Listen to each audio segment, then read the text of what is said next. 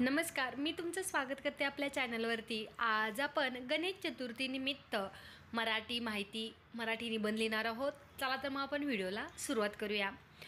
गणपती बाप्पाच्या पूजेसाठी विनायक चतुर्थी आणि संकष्टी चतुर्थीला अतिशय महत्त्व आहे। गणेश चतुर्थी व्रत हे गणेशाला समर्पित आहे। या दिवशी गणेशाची विशेष पूजा केली जाते। पंचांगानुसार प्रत्येक महिन्यात 2 चतुर्थी येतात, एक शुक्ल पक्षात आणि एक कृष्ण पक्षात। दर महिन्याला येणाऱ्या कृष्ण पक्षातील चतुर्थीला संकष्टी चतुर्थी म्हणतात, तर शुक्ल पक्षातील चतुर्थीला विनायक चतुर्थी असे म्हणतात।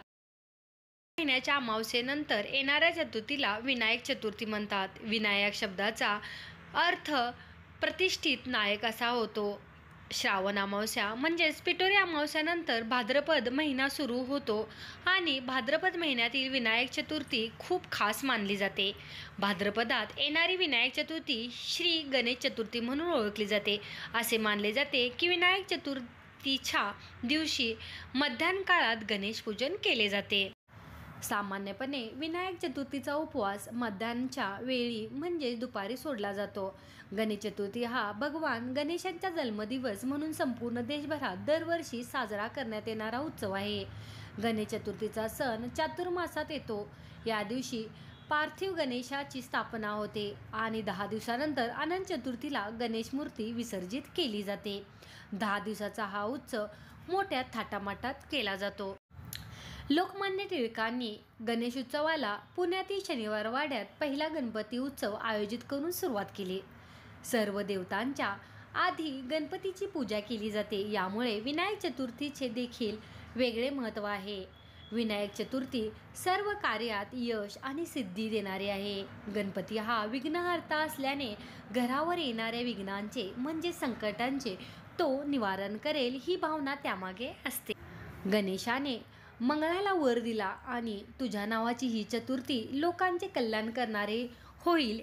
त्या दिवसापासून अंगारकी चतुर्थी या दिवसाला विशेष महत्त्व प्राप्त झाले आहे असे मानले जाते।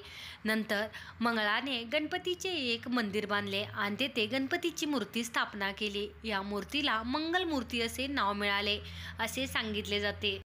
गणेश चतुर्थी हा हिंदूंचा एक महत्त्वाचा सण आहे। हा सण दरवर्षी भाविक मोठ्या तयारीने आणि उत्साहाने साजरा करतात। गणेश चतुर्थी दरवर्षी भाद्रपद शुक्ल पक्षातील चतुर्थीला साजरा करतात। या दिवशी भगवान गणेशांचा वाढदिवस देखील असतो।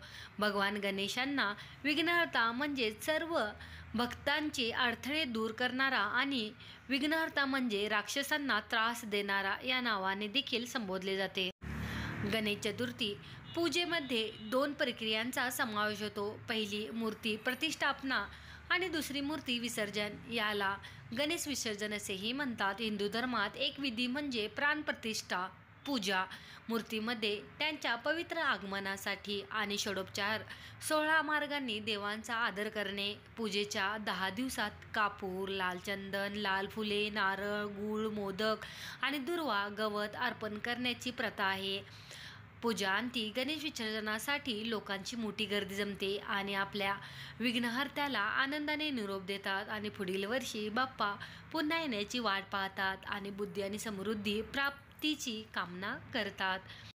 सध्याच्या काळात ब्राह्मणेतर आणि ब्राह्मणेतर यांच्यातील विषमता दूर करण्यासाठी गणेश चतुर्थी हा राष्ट्रीय सण म्हणून साजरा केला जातो।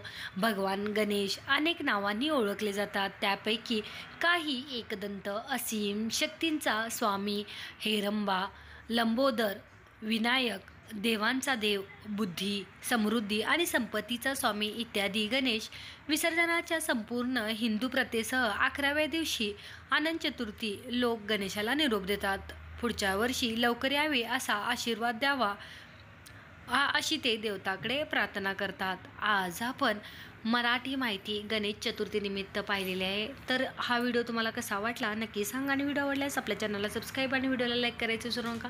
व्हिडिओ पाहिल्याबद्दल खूप खूप धन्यवाद।